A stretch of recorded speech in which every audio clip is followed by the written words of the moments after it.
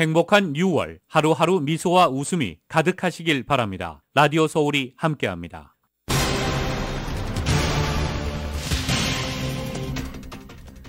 트럼프 전 대통령이 자신의 불법 기밀 반출 혐의 기소에 대해 또 다른 대선 조작 시도라고 강하게 반발했습니다.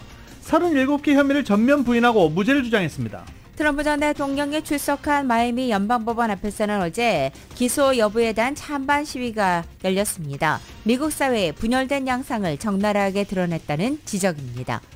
소비자 물가에 이어서 도매 물가 상승 속도도 크게 느려졌습니다. 노동부는 5월 생산자 물가 지수가 전년 동월보다 1.1% 증가했다고 밝혔습니다. 2020년 이후 가장 작은 상승폭입니다. 이틀 연속 인플레이션이 둔화되고 있다는 소식이 나오면서 연준의 기준금리 동결 가능성이 더욱 커지고 있습니다. 오늘 연준은 기준금리를 발표합니다. 토니 블링컨 국무부 장관이 이번 주 중국을 방문한다고 국무부가 공식 발표했습니다. 지난 2월 중국 정찰 풍선 사태로 연기됐던 방중이 4개월 만에 재성사된 것입니다. 미중 관계 변화로 이어질지 주목됩니다. 미국이 중국의 대만 침공에 대비해서 유사시 대만에 거주하는 미국민을 철수시키는 계획을 수립하고 있다는 보도가 나왔습니다. 캘리포니아 높은 거주비로 이주를 고민하는 주민들을 대상으로 현금 인센티브까지 제공하며 이들을 유치하려는 타주 도시가 크게 늘었습니다. 현재 캘리포니아 주민들은 경제 문제가 가장 큰 걱정거리라는 여론조사 결과가 나왔습니다. 2위가 홈리스 문제, 그리고 3위가 주거난 문제로 조사됐습니다. LA 구지구 시의원 커렌 프라이스가 횡령과 위증 혐의로 기소됐습니다. 잇따른 LA 선출직 공무원들의 부정부패 사건으로 시민들의 충격에 빠졌습니다. 미국에서 한국으로 마약을 밀반입한 혐의로 캐나다 국적 한인이 체포됐습니다. 액상 대마와 마리화나를 메이플 시럽 용기에 담아 밀반입한 혐의로 한국에서 적발된 것입니다. 인플레이션으로 경제가 불안정해지면서 전국적으로 빚이 크게 늘어난 것으로 나타났습니다. 이런 가운데 LA 지역에서는 신용카드 빚이 가구당 평균 2,100달러 이상 증가했습니다. 많이 복지재단을 설립해 어려운 이웃을 돕고 있는 박형만 남가주 한국학원 이사장이 이웃 55명에게 $1,000씩의 생활비를 지원했습니다. 인공지능 수혜주인 반도체 기업 엔비디아 주가가 시가총액 1조 달러를 넘어섰습니다. 미국에서 시가총액 1조 달러를 넘은 7번째 기업이 됐습니다. 미국의 증권거래위원회가 금융회사가 고객과의 상호작용에 인공지능을 활용하는 것과 관련해 새 규제안을 마련하고 있습니다. 이 규제안은 빠르면 10월까지는 도입될 예정입니다. 윤석열 대통령이 싱하이밍 중국 대사 발언과 관련해 과거 조선의 내정을 간섭한 청나라 위안스카이까지 언급하며 비판한 것으로 전해졌습니다. 일본 후쿠시마 원전 오염수 방류 문제를 둘러싼 한국 정치권의 공방은 사흘에 걸친 대정부 질문 마지막 날까지 이어졌습니다. 국민의힘과 더불어민주당이 합의한 국회 차원의 검증 투기 구성 역시 출범 시기를 두고 이견이 좁혀지지 않았습니다. 북미 아이스하키 리그 NHL 스탠리컵에서 라스베가스 골든나이츠가 플로리다를 9대3으로 꺾고 시리즈 전적 4승 1패로 우승을 차지했습니다. 마요르카에서 뛰고 있는 이강인 선수가 파리 생제르맹 합류가 임박했다는 보도가 잇따라 나오고 있습니다. 한편 김민재 선수는 맨유 입단이 확정됐다는 소식입니다. 오늘 뉴욕 증시는 혼조세로 출발하고 있습니다. 원달러 환율은 1278.5원으로 마감했습니다. 남가주 오늘 오후에는 맑아지겠고 LA 한인타운 낮 최고 기온은 70도로 예상됩니다. 이 시간 주요 뉴스는 하늘 위 호텔, 세계 최대 항공기 아시아나항공 A380에서 차별화된 서비스를 만나보세요. 고국까지 편안하고 안전하게 모시는 아시아나항공 제공입니다.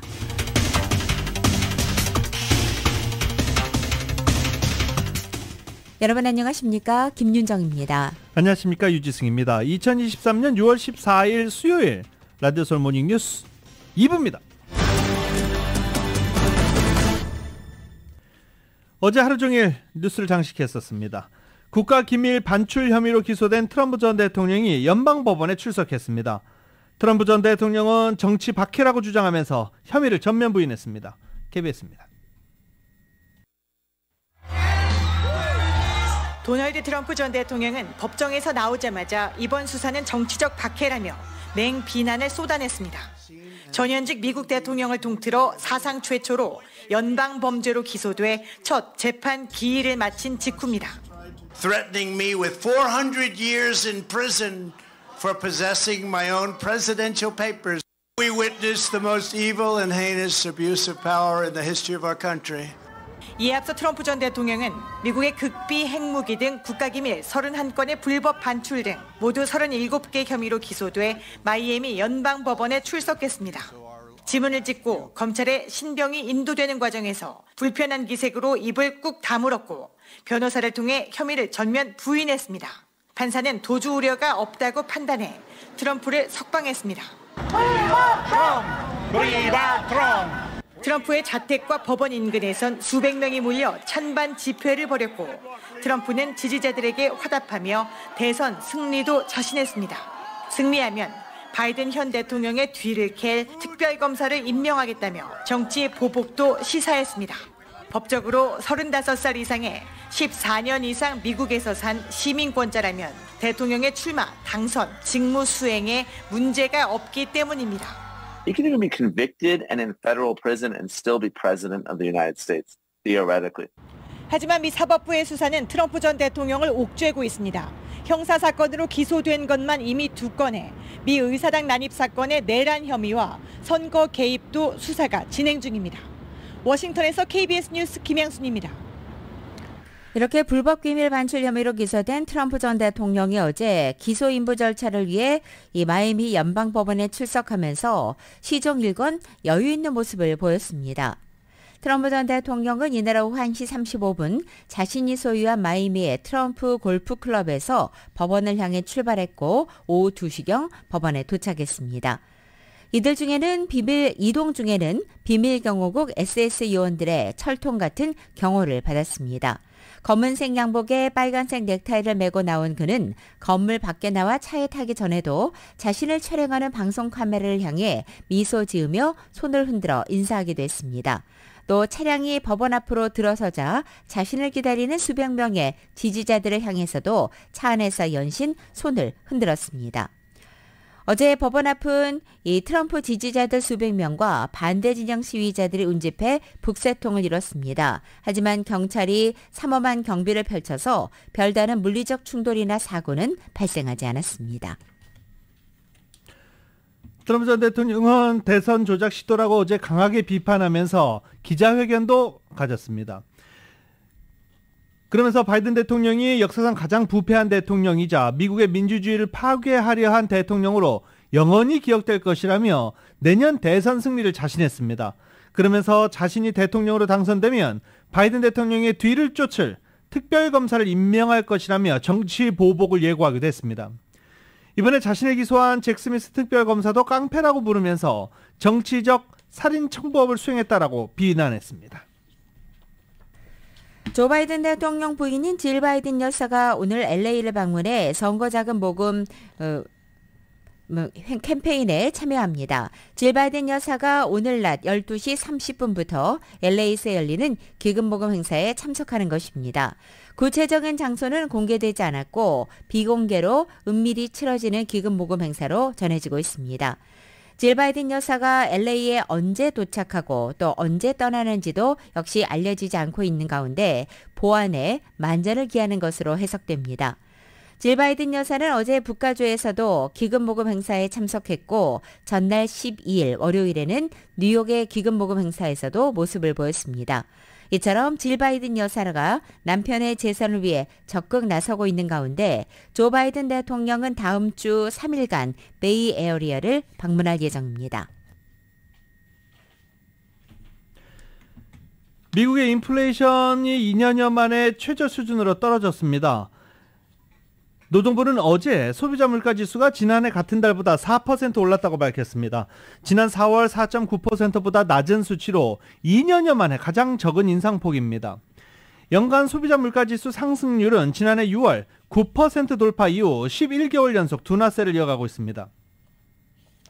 바이든 대통령은 어제 즉각 성명을 내고 자신의 계획이 효과를 보고 있다, 최고의 날이다 라고 말하기도 했었습니다. 어제 이렇게 소비자 물가지수가 발표된 데 이어서 오늘 도매 물가도 상승 속도가 크게 느려진 것으로 발표됐습니다. 노동부는 생산자 물가지수가 전년 동월보다 1.1% 증가했다고 밝혔습니다. 역시 2020년 12월 이후 가장 작은 상승폭입니다. 지난 4월의 오름폭 2.3%의 절반도 안 되는 수치입니다. 이런 결과는 5월 미국의 소비자 물가지수가 전년 동월보다 4% 올라 2년 2개월 만에 최소폭 상승했다는 방금 전 소식에 이어서 나온 생산자 물가지수입니다. 이틀 연속 인플레이션이 둔화하고 있다는 소식이 나온 것입니다. 생산자 물가는 통상 향후 소비자 물가 선행 지표로 받아들여진다는 점에서 인플레이션 둔화 추세가 이어질 것이란 관측에 힘이 실리고 있습니다. 연준 공개시장위원회 정례회의 도중에 나온 오늘, 어제 이런 수치는 기준금리 동결 가능성에 더욱 무게를 싣는 것으로 평가됩니다. 지난해 2022년 1년 동안 인플레이션으로 경제가 불안정해지면서 전국적으로 빚이 크게 늘어났습니다. 이런 가운데 이곳 LA 지역에서는 크레딧 카드 빚이 가구당 평균 2,100달러 이상 증가한 것으로 나타났습니다. 따라서 LA 지역의 크레딧 카드 빚 총액은 204억 달러에 이르렀고 지난해 크레딧 카드 빚 증가액은 30억 달러에 육박한 것으로 집계됐습니다. 전국적으로 182개 조사 대상 도시들 가운데서도 캘리포니아주에 있는 도시들이 가구당 크레딧카드 빚 증가 1위에서 5위까지 휩쓸면서 20위권 내 12곳이나 포함될 정도로 압도적으로 많았고 이곳 중에서도 남가주 도시들이 9곳에 달한 것으로 조사됐습니다. 라디오 서울 모닝뉴스 함께하고 계십니다. 모닝뉴스 2부 미국과 로컬 소식은 정말 핫하고 촉촉하고 맛있는 사상 최고의 맥도널드 버거가 있습니다. 그 누구보다 먼저 먹고 싶은 맥도널드 제공입니다.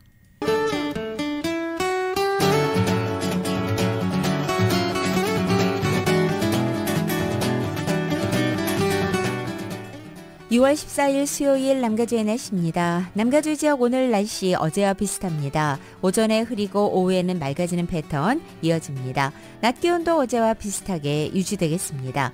남가주의 낮 기온이 여전히 평년 기온을 밑돌고는 있지만 점차 조금씩 온화해지고 있고 이번 주말을 지나 다음 주 중에는 예년 기온을 드디어 회복할 것으로 전망됩니다. LA 한인타운 오늘 낮 최고 기온 71도, 밤 최저 기온은 61도, 오렌지 카운티 지역은 72도, 61도, 밸리와 일랜드 엠파이어 지역 74도, 59도, 해안 지역은 65도, 60도로 예상됩니다. 한국은 오늘 일부 지역에 소나기 내리겠습니다. 서울의 오늘 아침 최저 기온 62도, 낮 최고 기온은 83도 예상됩니다. 라디오 서울 모닝뉴스 2부 이 시간은 1250만 불, 교통사고 최고 보상, 교통사고 전문 천재 변호사 리차드 호프만, 메디케어 시니어를 위한 전문의 허가가 아주 빠른 한인 최고 최대의 서울 메디칼 그룹, 총 20억 달러의 승소, 크고 작은 교통사고와 상해, 브라이언 타필라와 CGL러, 고객 한 분 한 분과의 릴레이션십을 생각합니다. 당신의 든든한 금융 파트너 CBB뱅크 공동 제공입니다.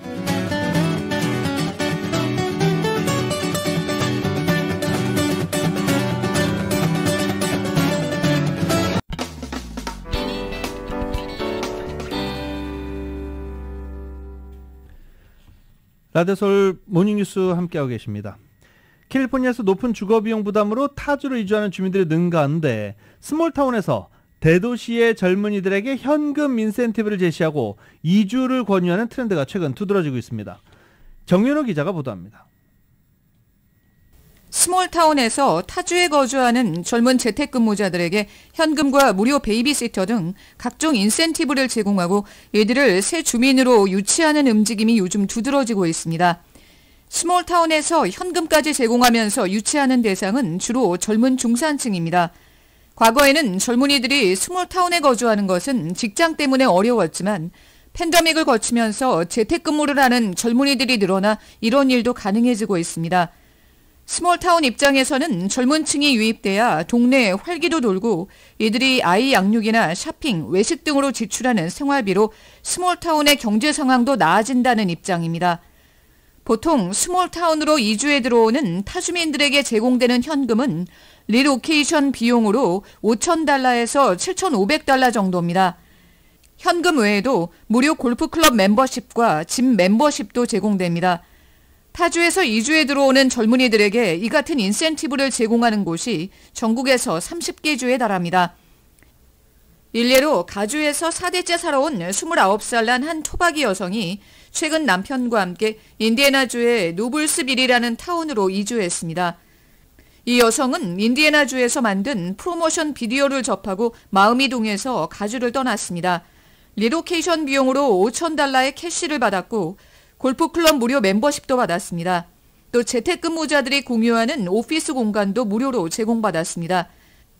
새로 이사간 곳에서는 $49만 5천 주고 실내 면적이 3,500 스퀘어피트에 달하는 넓은 4베드룸 저택을 구입했습니다. 그리고 베이비시터가 필요한 경우 이 지역 시니어층이 무료로 아이도 돌봐줍니다. 웨스트 버지니아 같은 곳은 이곳으로 이주에 들어오는 타주의 젊은이들에게 리로케이션 비용으로 현금 $12,000를 제공하고 있습니다. 조건은 재택근무 일자리가 있어야 하고 최저소득이 연 $50,000를 넘어야 합니다. 여기에 더해서 무료 짐 멤버십과 무료 영화관 입장권도 주고 다른 사람들과 공유하는 오피스를 무료로 지원받는 조건입니다. 미주리주의 한 마을에서는 이곳으로 이주에 들어오는 타주의 젊은이들에게 현금 인센티브와 함께 호수나 산에 위치한 베이케이션 캐빈도 무료로 사용할 수 있도록 하고 있습니다.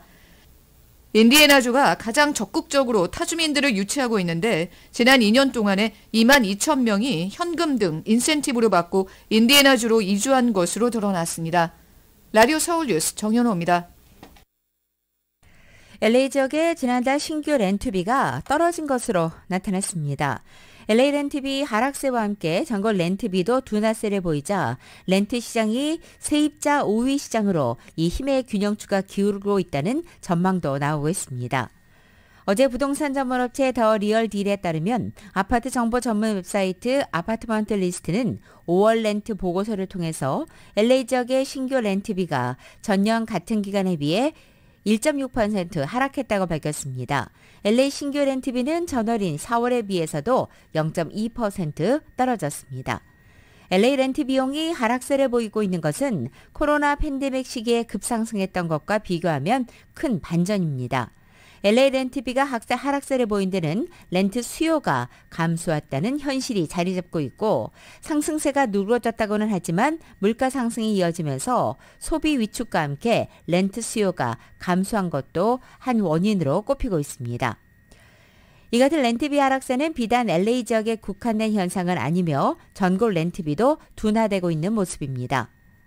렌트비 상승이 이처럼 둔화세로 접어들자 렌트 시장이 세입자들에게 보다 유리한 시장 환경으로 전환하고 있다고 월스트리트저널은 지적했습니다. LA 시의회에서 부패 스캔들 또 터졌습니다. 이번에는 시의회 부의장인 커렌 프라이스 시의원입니다. 횡령과 위증 혐의로 LA 카운티 검찰에 의해 기소됐습니다.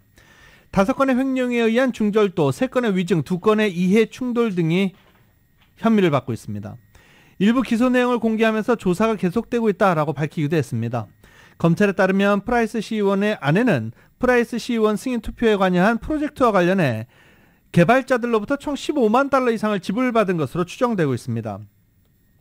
또 다른 여성과 혼인관계에 있는 상태에서도 전 부인을 위해서 의료 지원금 $30,000여 받은 혐의도 가지고 있습니다. 현재 10년째 LA 시의원직을 지키고 있는 프라이스는 올해 72살입니다. 그가 관할하는 구지구는 사우스 LA와 다운타운 일부를 관할합니다. 검찰 기소 후 프라이스 시의원은 시의장직과 소의원의 직함에서 모두 사임한다고 밝혔지만 시의원 사퇴는 하지 않는다라고 선을 그었습니다. 자동차 촉매 변환기 절도가 끊이지 않고 있는 가운데 LAPD가 고유 번호를 단 3분 만에 각인시킬 수 있는 장치를 도입했습니다. LA 북동부를 시작으로 현재 시범적으로 운영 중에 있고 점차 LA 전 지역으로까지 확대하겠다는 방침입니다. LAPD는 촉매 변환기에 직접 고유 번호를 각인시키는 서비스를 과거에도 진행한 적이 있지만 일일이 그 숫자를 새겨 넣어야 해서 긴 작업 시간 때문에 서비스 제공에 한계가 있었다고 말한 바 있습니다. 하지만 이번에 새롭게 도입된 인스타 각인 장치는 단 3분이면 자동으로 고유 번호를 촉매 변환기에 새겨 넣을 수 있습니다. LAPD는 현재 인스타 각인 서비스를 LA 북동부 지역에서 시범 운영하고 있고 LA 전 지역으로 확대하기 위해서 자금을 확보하고 있다고 발표했습니다. 또 인스타 각인 장치를 통해 고유 번호를 새김과 동시에 고온 페인트로 LAPD 로고 각인 작업을 통해서 절도범에 대한 경고도 함께 하겠다는 취지를 밝혔습니다. 이민 서비스국이 신청자가 추가 수수료를 내면 신속 심사를 해주는 프리미엄 프로세싱 적용 대상을 확대합니다. 이민국은 학생비자, 교환 방문비자로 변경하기 위해 체류신분 변경 신청 I-539를 접수한 신청자들을 위해서 프리미엄 프로세싱 신청을 받기로 한 것입니다. 이에 따라서 F비자, M비자, J비자로 체류신분 변경을 신청했지만 펜딩 상태인 지원자들이 수수료와 함께 프리미엄 프로세싱을 신청하면 급행 수속을 밟을 수 있습니다. 프리미엄 프로세싱 신청 수수료 $1,750입니다. 싸지 않죠. 생체 인식을 포함해서 모든 요구 조건에 부합하는 자료 등을 제출했다는 전제 하에 약 30일 이내에 수속을 끝낼 수 있다고 이민국은 밝혔습니다. 프리미엄 프로세싱 신청은 온라인, 서면 제출 모두 가능합니다. 미국에서 5살에서 17살 사이 정신건강 치료를 받는 비율은 15%로 집계된 가운데 이 가운데서 아시안 청소년 비율이 가장 적은 것으로 나타났습니다. 연방질병통제예방센터 CDC가 최근에 발표한 보고서에 따르면 아시안 청년들은 정신건강 문제로 약을 복용할 가능성이 가장 낮은 것으로 나타난 것입니다. 정신건강치료를 받은 아이들의 인종을 살펴볼 때 18.3%가 백인으로 가장 많았고 흑인 어린이가 12.5%, 히스패닉계 아이들이 10.3%로 뒤를 이었습니다. 이 가운데 건강치료를 위해 약물을 복용하는 어린이는 백인이 10.1%로 역시 가장 많았고 그 뒤를 이어 흑인 8.3%, 히스패닉계 4.9%로 나타났습니다. 반면 아시안 어린이의 경우 전체 비율 중 4.4%로 가장 적게 나타났고 약물 치료를 받는 경우 역시 2.3%에 그쳤습니다. 전문가들은 아시안계 사이에서는 정신건강 치료율이 낮은 것은 문화적 특성 때문일 가능성이 높다고 분석했습니다. 정신건강과 관련된 중요성은 인식되기 시작했지만 여전히 아시안 문화권에서는 진료에 대한 편견과 오해가 깊게 자리 잡고 있다는 지적이 나왔습니다. LA시 공원에서 여름방학 동안 학생들을 위한 무료 점심을 제공합니다. LA 레크레이션 및 공원국은 카운티 학교들이 여름방학을 시작하면서 18세 이하 학생들에게 월요일부터 금요일까지 무료 점심을 제공한다라고 밝혔습니다. 프로그램은 오는 8월 4일까지 LA 100여 곳의 공원에서 진행이 됩니다. 메뉴는 신선한 과일과 야채, 유제품으로 구성되어 있습니다. 사전 등록, 소득 증명할 필요 없고 선착순으로 점심을 제공하게 됩니다. 프로그램을 운영하는 인근 공원 위치, 점심 제공 시간 이런 거가 궁금하신 분들은 웹사이트 laparks.org에서 확인할 수 있습니다. LA 한인타운 인근 먼저 한번 볼까요? LA 한인타운 인근에서는 메가더 파크에서 오전 11시 30분부터 정오까지, 서울국제공원에서 정오부터 12시 45분까지, 샤또 레크레이션 파크에서 오전 11시 30분부터 오후 12시 30분까지 무료 점심을 제공합니다. 만이복지원재단의 박형만 남가주 한국학원 이사장이 올해도 역시 어려운 이웃들에게 생활지원금을 전달했습니다. 이은 기자가 전해드립니다. 13일 한인타운 노인센터에서 박형만 만이복지재단 대표가 도움의 손길이 필요한 LA에 소외된 이웃 55명에게 1인당 $1,000씩 총 $55,000의 생활지원금을 전달하는 행사를 개최했습니다. 이날 지원금을 받은 이웃들은 타운의 홈리스와 장애인, 독거노인, 소년소녀 가장으로 경제적으로 매우 힘든 시기 속에 힘들게 살아가지만 꿋꿋하게 살아가는 한인과 타인종 주민들입니다. 박형만 남가주 한국학원 이사장이 설립한 비영리재단인 만이복지재단이 LA에서 불우이웃들을 대상으로 생활지원금을 전달하는 행사는 올해로 9번째입니다. 박형만 만이복지재단 대표는 매해 생활지원금 행사를 치르는 것이 삶의 활력소가 된다고 밝혔습니다. 이런 행사를 하면 내가 또 복을 받는다, 내가 또 강건하다, 또 내가 또 장수할 수 있다, 이러한 그 믿음이 생긴다고. 그러면 몸이 또 건강해져서 이 행사는 내가 살아있는 동안만 하는 게 아니라 죽어도 영원히 많이 고주대단해서 이걸 컨티뉴 그렇게 한다는 것을 만인 앞에 내가 지금 자랑하고 약속을 하는 거예요. 마음을 결심하고 굳게 하는 것이 더 나한테 그러한 이익이다 하는 생각을 지금 하고 있는 거예요. 그동안 LA에서 불우이웃들을 돕는 생활지원금 행사를 펼쳐온 박형만 대표는 올해는 수혜자들을 더 늘려서 지원했는데 내년에는 더 수혜자 폭을 더 늘릴 계획이라고 밝혔습니다. 최근 LA의 홈리스들이 늘어나면서 이날 홈리스에게도 지원금이 전달되었습니다. 이날 지원금을 전달받은 한 흑인 주민은 생계가 난감한 현 상황에서 주위에서 도움의 손길을 뻗어줘 얼마나 고마운지 모르겠다며 눈물 섞인 소감을 전했습니다. This was an amazing program that we were all ecstatic and we weren't expecting to be picked. Okay? It was phenomenal. I'm gonna cry. So thank you so much. 이날 생활지원금을 전달받은 한인 여성 김 씨는 지원금으로 어려운 상황 속에서도 주위의 따뜻한 도움으로 용기를 얻었다고 밝혔습니다. 노스리지에서부터 왔고요. 받을 거라고는 전혀 생각 못했죠. 그래서 이 좋은 기회에 이 돈을 받고 집세하고 유틸리티비에 지금 문제가 생겨서. 마니복지재단은 이날 페사디나 슈라이너 아동병원 관계자들에게 화상과 언청인 어린이들의 무료 치료를 위해 $5,000의 후원금을 전달했습니다. 이날 행사장에는 전현직 LA 평통회장 등 한인사회 주요 단체장들이 참석해 커뮤니티 행사로 자리잡은 마니복지재단의 불우이웃 돕기 행사에 의미를 더했습니다. 박형만 대표는 지난 1997년 마니복지재단을 설립해 지난 26년 동안 매 고향인 충남 공주의 불우이웃들을 도와왔으며 2015년부터는 LA에서도 매 한인과 타인종 불우이웃들을 도우며 나눔의 철학을 실천하고 있습니다. 라디오 서울 뉴스 이은입니다.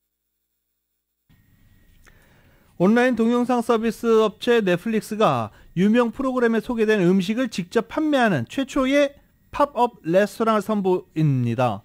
넷플릭스는 오늘 30일부터 LA 쇼트스토리 호텔에서 넷플릭스 비치라는 이름으로 식당을 한시적으로 운영할 계획입니다. 쇼트스토리 호텔입니다. 이곳에는 넷플릭스 프로그램 아이언 셰프 그리고 셰프의 식탁에 출연한 유명 셰프들이 직접 요리한 메뉴를 맛볼 수 있습니다. 김치 피자를 선보여 세계인의 이목을 끈 앤킴 역시 이 레스토랑의 셰프로 나설 예정입니다. 앤킴 등 셰프들은 식사 준비를 하고 칵테일 마스터 출연진은 맞춤형 주류를 선보이게 됩니다. 넷플릭스 방송 콘텐츠를 직접 체험해 볼 수 있도록 넷플릭스가 기획한 것입니다.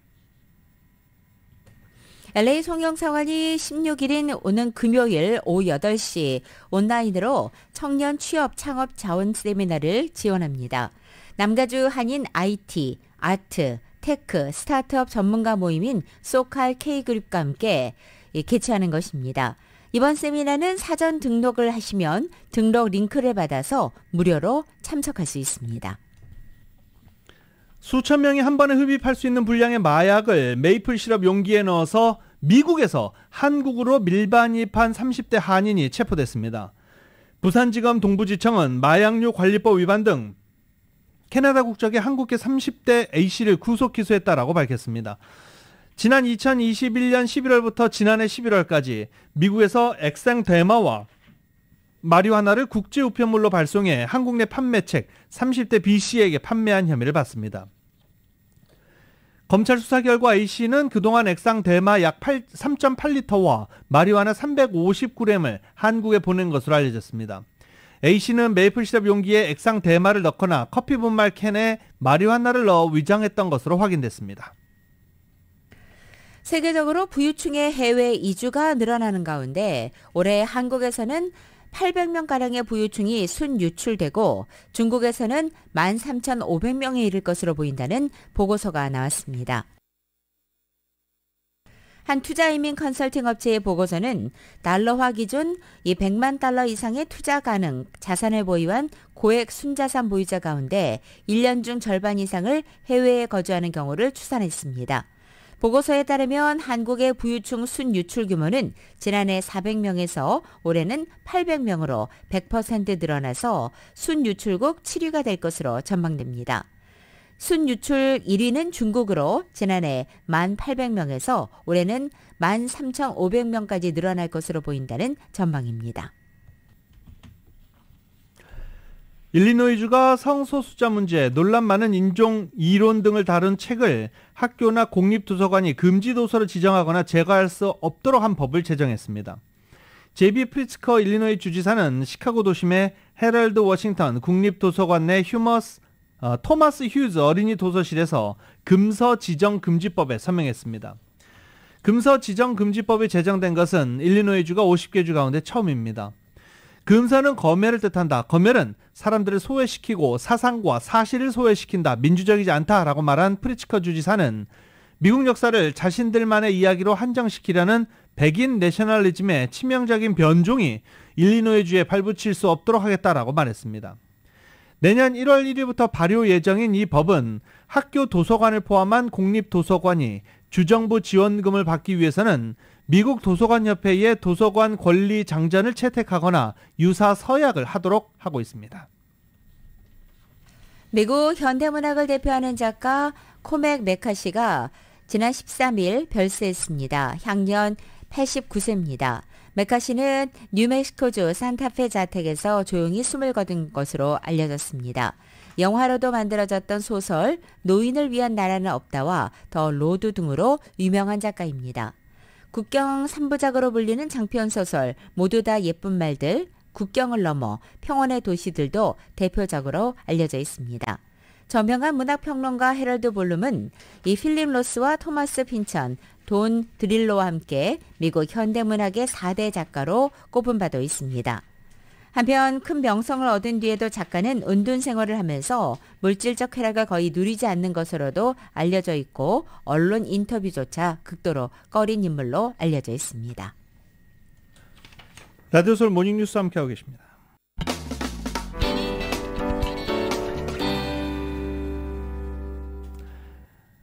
라디오 서울 모닝뉴스 함께하고 계십니다. 토니 블링컨 국무부 장관이 이번 주 중국을 방문한다고 국무부가 공식 발표했습니다. 16일부터 21일까지 중국 베이징과 영국 런던을 각각 방문할 예정입니다. 블링컨 국무장관의 방중은 지난 2월 중국 정찰 풍선의 미국 본토 영공 침입 사태로 연기됐다가 4개월 만에 재성사됐습니다. 북한 인권단체가 연방의회 청문회에서 중국의 탈북자 구금 시설이 확장되고 있음을 보여주는 위성 이미지를 공개했습니다. 연방의회는 이 코로나 이후에 중국이 그동안 가둬뒀던 탈북자들을 본격적으로 북송할 가능성이 크다면서 유엔을 비롯한 국제기구의 적극 개입을 촉구하기도 했습니다. 중국 상하이의 핵심 슈퍼컴퓨팅 시설이 미국 블랙리스트에 추가되면서 차세대 컴퓨팅 기술이 미중 패권 경쟁의 중심에 놓이게 됐습니다. 상무부는 지난 12일 안보상 우려 인권 침해 관련성을 이유로 중국 기업 31곳을 무더기로 수출 규제 대상 블랙리스트에 추가를 했는데 이 중에는 중국 군을 지원하기 위해 미국산 물품을 획득하거나 획득하려고 시도한 기업 상하이 슈퍼컴퓨터 테크놀로지가 포함되어 있습니다. 이 회사에 대해서 극초음속 무기 연구를 위해 클라우드 기반 슈퍼컴퓨터 역량을 제공함으로써 중국에 있는 슈퍼컴퓨터를 운영을 지원해왔다라고 밝혔습니다. 막대한 규모의 연산을 몇 초 만에 해치우는 슈퍼컴퓨터는 미사일 방어나 핵무기 같은 군사 시스템 개발에 유용합니다. 미국이 중국의 대만 침공에 대비해서 유사시 대만에 거주하는 자국민을 철수시키는 계획을 수립하고 있다는 보도가 나왔습니다. 대만 타이완 뉴스는 지난 14일 온라인 매체 더 메신저를 인용해서 미국 정부가 중국의 대만 침공 시 대만에 거주하는 미국인들을 철수시키는 계획을 마련하고 있다고 보도한 것입니다. 미국 정부 관계자는 더 메신저에 중국 침공 시 대만 거주 미국인 철수 계획 수립 작업이 최소 6개월가량 진행 중이고 최근 2달 사이에 속도를 내고 있다고도 전했습니다. 이 관계자에 따르면 미국 정부는 중국의 군사력 증강과 러시아의 우크라이나 침공, 또 중국의 러시아 편들기 등에 자극받아서 유사시 대만 거주 미국인 철수 계획 수립에 나선 것으로 알려졌습니다. 옌스 스톨텐베르그 나토 사무총장은 러시아군을 상대로 한 우크라이나군의 대반격이 진전을 보이고 있다고 평가했습니다. 로이터 통신과 AP통신 등에 따르면 스톨텐베르그 사무총장은 바이든 대통령과 회담하고 이같이 말했습니다. 우리가 함께 우크라이나에 제공 중인 지원이 이렇게 대화하는 중에서 전장에서 변화를 만들어내고 있다며 우크라이나는 진전을 보이고 있고 진군하고 있다라고 말했습니다. 아직 초기 단계지만 우크라이나군이 더 많은 땅을 해방할 수 있도록 협상 테이블에서 강력한 영향력을 지니게 될 것이라는 점을 우리는 잘 알고 있다라고 덧붙이기도 했습니다. 내달 리투아니아에서 열리는 나토 정상회의에서 회원국들이 우크라이나에 더 많은 원조를 제공하는 방안에 합의하게 될 것이라고 말하기도 했습니다. 바이든 대통령은 러시아의 우크라이나 침공에 맞서는 과정에서 나토의 결속이 더욱 굳건해졌다라고 말했습니다. 맥주 버들라이트이 미국 내 최다 판매 맥주라는 타이틀을 잃게 됐습니다. 맥주업계 컨설팅 업체 범프 윌리엄스 컨설팅이 최근에 데이터를 분석해본 결과 지난 3일까지 4주 동안 버들라이트는 판매량이 24.6% 감소해서 미국 내 맥주 시장 점유율 7.3%를 차지하며 2위로 내려앉았다는 것입니다. 1위는 시장 점유율 8.3%를 차지한 모델로 에스페시알이었습니다. 이로써 버들라이트는 22년 동안 지켜왔던 베스트셀링 맥주 타이틀을 내주게 된 것입니다.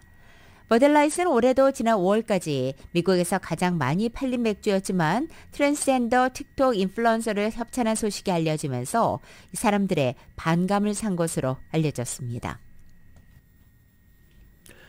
라파엘 그로시 국제원자력기구 IAEA 사무총장이 다음 달 일본을 방문합니다. 일본의 원전 오염수 방류가 시작될 것으로 보이는데 일본 정부는 주변국의 수산물 규제 움직임을 압박하기 시작하고 있습니다. 소식은 YTN이 보도합니다. 국제원자력기구 IAEA는 후쿠시마 제1원전 오염수 방류에 대한 최종 보고서 발표를 앞두고 있습니다. NHK 등 일본 언론들은 라파엘 그로시 IAEA 사무총장이 다음 달 초 일본을 찾을 것이라고 보도했습니다. 기시다 후미오 총리에게 직접 최종 보고서를 전달하는 방안을 조율하고 있다는 겁니다. 기시다 총리는 IAEA 보고서 내용을 감안해 방류 시기를 최종 판단할 것이라는 관측입니다. 한미일 안보실장 회의 참석차 일본을 방문한 조태용 국가안보실장은 오염수 방류 문제에 대해 국민의 안전과 건강이 최우선이라고 밝혔습니다. 우리 국민의 안전과 건강을 최우선하고 그다음에 객관성과 그다음에 과학적인 어떤 평가를 중심에 놓고 입장을 정하는 것이기 때문에 윤덕민 주일 한국 대사도 오염수 방류는 우리 국민의 안전과 관련된 민감한 문제인 만큼 일본이 한국 국민에게 직접 안전성을 설득하는 자세가 필요하다고 강조했습니다. 하지만 일본은 오히려 오염수 방류 시 일부 일본산 수산물 수입을 즉시 중단할 것이라고 밝힌 홍콩 등에 대해 노골적인 압박 의사를 밝혔습니다. 그러나 자국민인 후쿠시마 원전 인근의 어민들조차 방류에 반대한다는 입장을 분명히 하고 있습니다. 일본 정부가 자국 어민들을 설득하는데도 진땀을 흘리는 상황에서 주변국들에 대한 수산물 수입 요구가 설득력을 갖기는 쉽지 않아 보입니다. 도쿄에서 YTN 김세호입니다.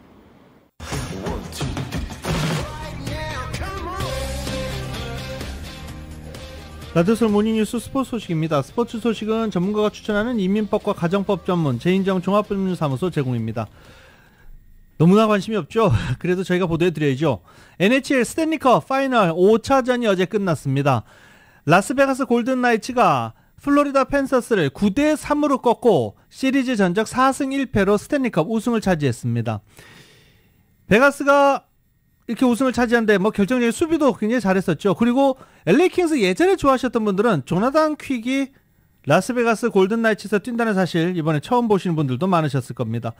아무튼 라스베가스 골든 나이츠는 이번 2022-23 NHL 북미 아이스하키 리그에서 우승컵을 들어올렸습니다. 한국 축구의 미래인 골드보이 이강인 선수가 프랑스 최고 명문 파리 생제르맹으로 이적할 것으로 보입니다. 이미 메디컬 테스트를 마쳤다는 보도까지 나왔습니다. KBS입니다. 스페인 아틀레티코 마드리드 이적이 유력해 보였던 이강인의 최종 행선지가 프랑스 파리로 급선했습니다. 프랑스 스포츠 전문지 레키프는 이강인이 파리 생제르맹과 장기 계약에 합의했다고 밝히며 이미 메디컬 테스트까지 마쳤다고 보도했습니다. 실제로 늘 바르셀로나를 거쳐 귀국하던 이강인은 이번엔 이례적으로 파리를 경유했습니다. 이강인 측 관계자도 이강인이 현재 파리와 협상 중이라는 사실을 인정했습니다.